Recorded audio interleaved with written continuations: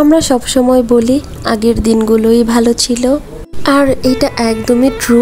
কারণ আমার কাছে মনে হয় আগের দিনগুলো সত্যিই ভালো ছিল। আজকে থেকে 1 বছর পরও আমি বলবো আগের দিনগুলোই ভালো ছিল।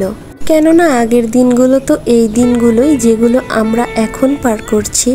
আর বিশেষ করে যদি শৈশবের কথা মনে করতে যান, সেগুলো তো সব থেকে মধুর সময়। ওই সময়ের সাথে কোনো কিছুকেই কম্পেয়ার করা যাবে না।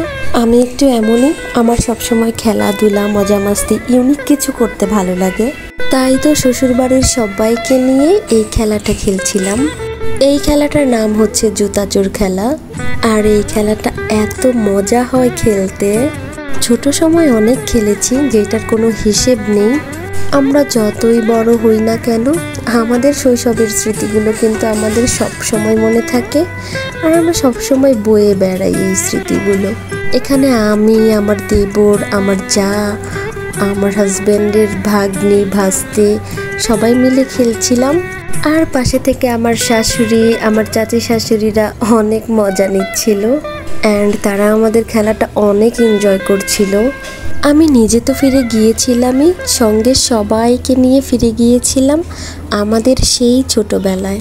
যারা যারা এই খেলাটি খেলেছেন কখনো না কখনো, তাদের নিশ্চয়ই ভালো লেগেছে।